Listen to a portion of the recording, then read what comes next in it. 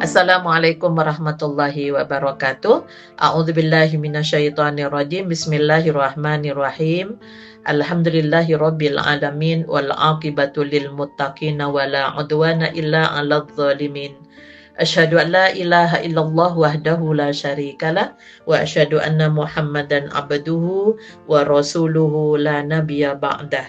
Qala Allah Ta'ala fi kitabihil karim, al-munafiquna wal munafiqatu ba'duhum min ba'd ya'muruna bil munkari wa yanhauna 'anil ma'rufi wa yaqbiduna aydiyahum nasullaha fanasiyahum innal munafiqina humul fasiqun wa adallahu al munafiqina wal munafiqati wal kuffara nar jahannama khalidina fiha hiya hasbuhum wa la'anahumullah wa lahum adzabun muqim.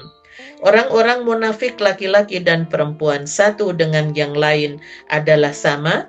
Mereka menyuruh berbuat yang mungkar dan mencegah perbuatan yang ma'ruf, dan mereka menggenggamkan tangannya kikir.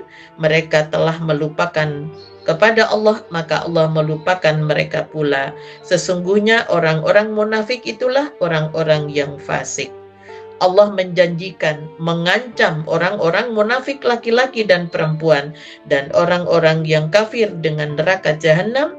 Mereka kekal di dalamnya, cukuplah neraka itu bagi mereka. Allah melaknat mereka dan mereka mendapatkan azab yang kekal.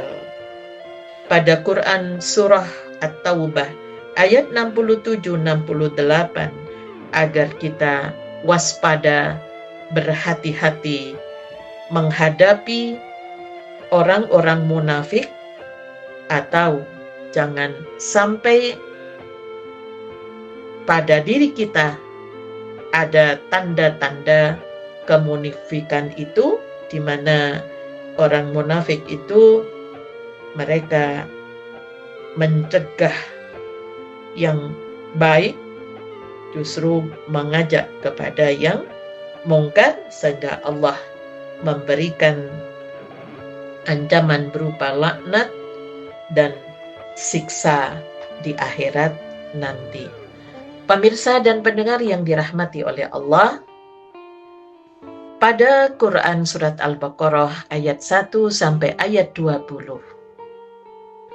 Allah membagi 3 kelompok manusia, ayat 1 sampai ayat 5, kelompok orang-orang yang beriman, ayat 6 dan 7 kelompok orang-orang kafir, ayat 8 sampai 20 ada kelompok ketiga yang berada di tengah-tengah antara iman dan kafir, yaitu kelompok orang-orang yang munafik, di mana mereka punya sikap pelin-pelan di depan orang yang beriman dan orang kafir. Mereka berbeda dan mereka selalu membuat kerusakan di muka bumi, sehingga ciri-ciri itu dijelaskan di dalam Al-Quran. Bahkan ada satu surah yang dikasih judul Al-Munafiqun.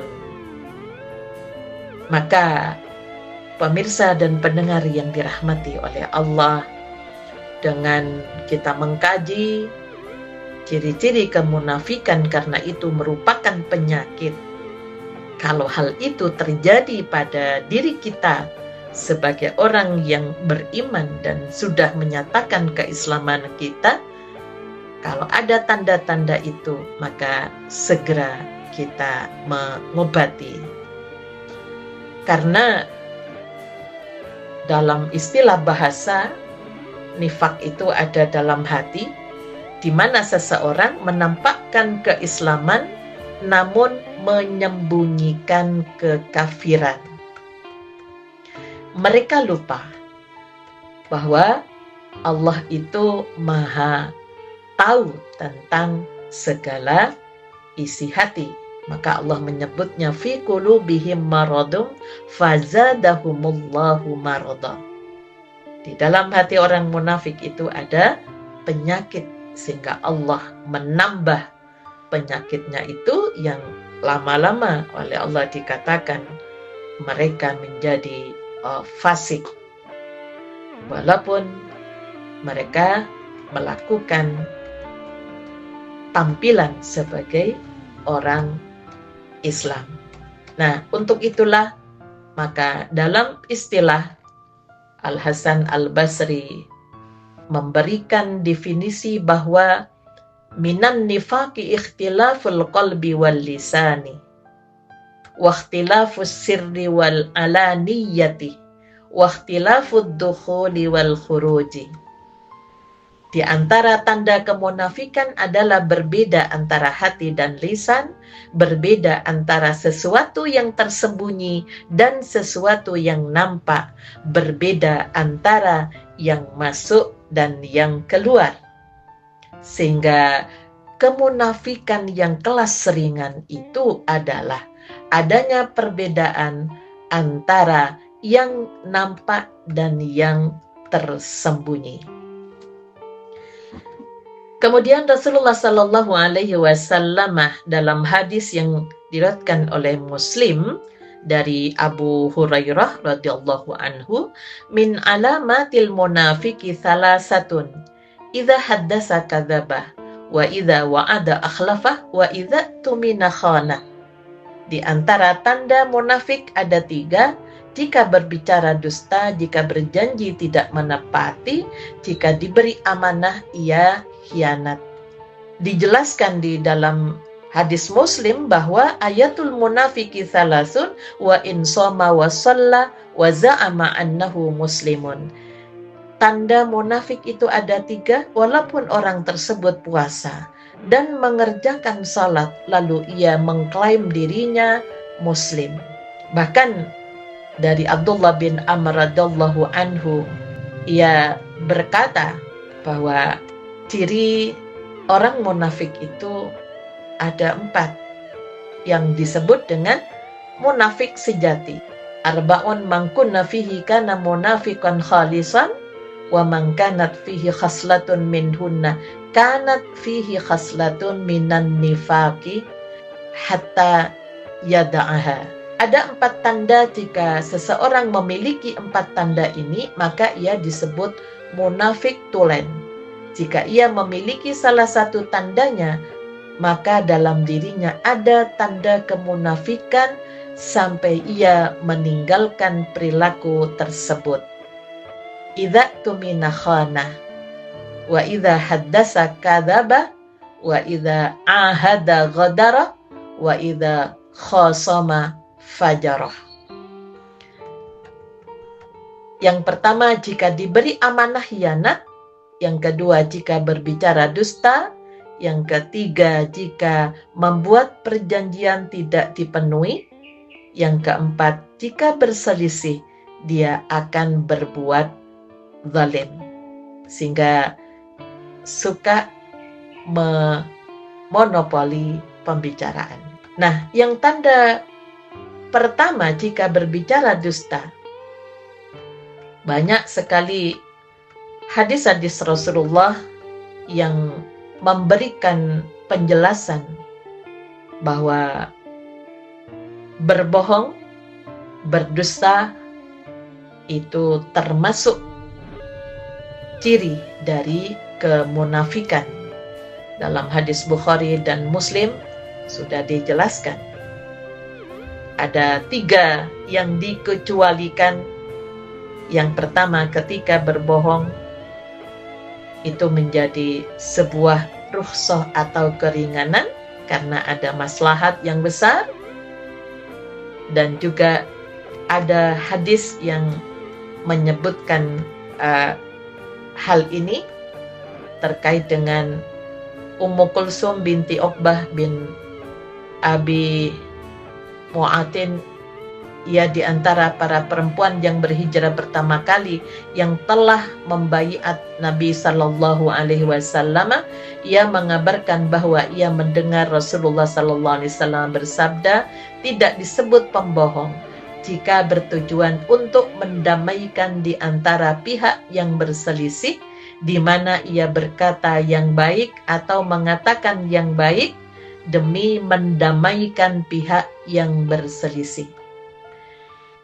Dan juga dikatakan, aku tidak mendengar sesuatu yang diberi keringanan untuk berdusta di dalamnya kecuali pada 3 perkara: dalam peperangan, mendamaikan yang berselisih, dan perkataan suami pada istri atau istri pada suami dengan tujuan untuk membawa kebaikan rumah tangga. Ini dalam hadis Bukhari nomor 2692 dan hadis Muslim nomor 2605.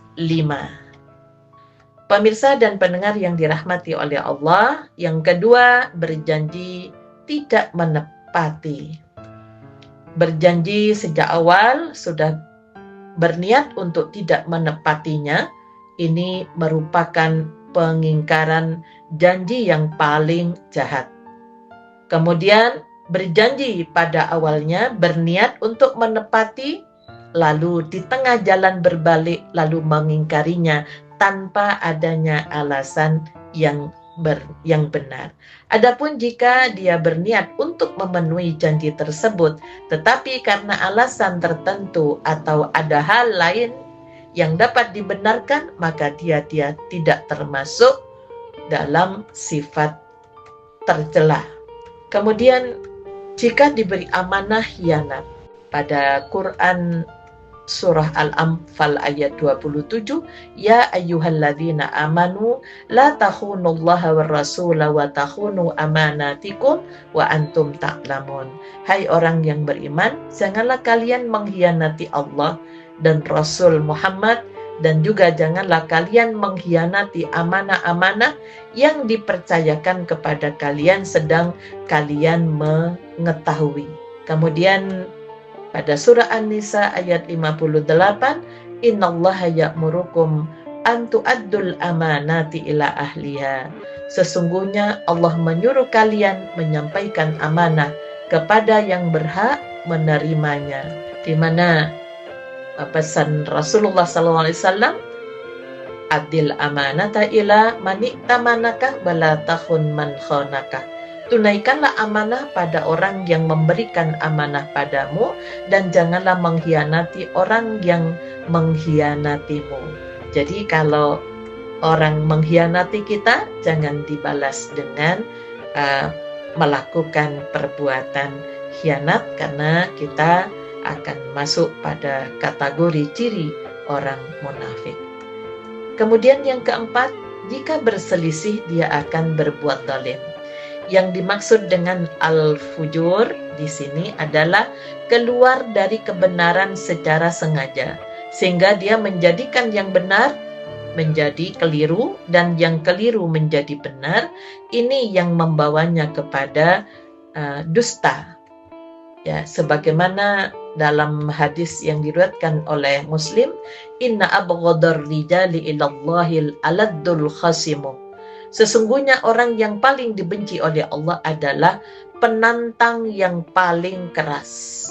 Jika seorang mempunyai kemampuan bersilat lidah pada saat berdebat, baik perselisihan itu berkenaan dengan masalah agama atau masalah dunia, untuk mempertahankan kebatilan, dia menyuarakan kepada orang-orang bahwa kebatilan itu sebagai suatu yang benar, serta menyamarkan yang benar dan menampilkannya sebagai suatu kebatilan, seperti itu merupakan keharaman yang paling buruk serta kemunafikan yang paling busuk. Sebagaimana sabda Rasulullah dalam hadis Bukhari, inna minal bayani la sihran. Sesungguhnya di antara penjelasan al-bayan itu adalah sihir yang membawa daya tarik.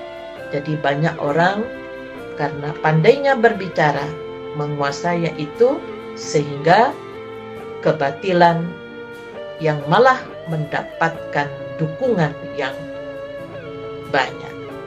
Kelima, jika membuat perjanjian tidak dipenuhi, Allah Ta'ala memerintahkan supaya menepati janji sebagaimana yang difirmankan oleh Allah, wa aufu bi ahdillahi idza ahadtum wala tanqudul aymana ba'da tawkidiha wa qad ja'altumullaha 'alaikum kafila. Quran Surah An-Nahl ayat 91. Dan tepatilah perjanjian dengan Allah apabila kamu berjanji. Janganlah kamu membantalkan sumpah-sumpahmu sesudah meneguhkannya, sedang kamu telah menjadikan Allah sebagai saksimu terhadap sumpah-sumpah itu. Kita kadang diikat dengan kalimat syahadat seperti janji pada pernikahan, janji orang yang dikasih amanah sebagai pejabat yang diawali dengan 2 kalimat syahadat. Maka itu harus dipegang teguh agar supaya tidak masuk pada kategori kemunafikan. Karena kata Ibnu Umar radhiyallahu anhuma dari Nabi sallallahu alaihi wasallam, likulli ghadirin liwa'un yaumal qiyamati yuqalu hadhihi ghadratu fulanin. Bagi setiap pengkhianat memiliki bendera pada hari kiamat kelak, lalu dikatakan kepadanya, inilah pengkhianat si fulan. Pemirsa dan pendengar yang dirahmati oleh Allah, munafik ya secara lahiriah dan batiniah, itulah tanda munafik, berbeda antara lahir dan batin. Oleh karena itu kita perlu lebih waspada agar supaya kita terhindar dari penyakit itu, karena itu akan membahayakan diri dan membahayakan orang lain. Nasrum minallah wa fathun qarib wa basyiril mu'minin walhamdulillahi rabbil alamin. Assalamualaikum warahmatullahi wabarakatuh.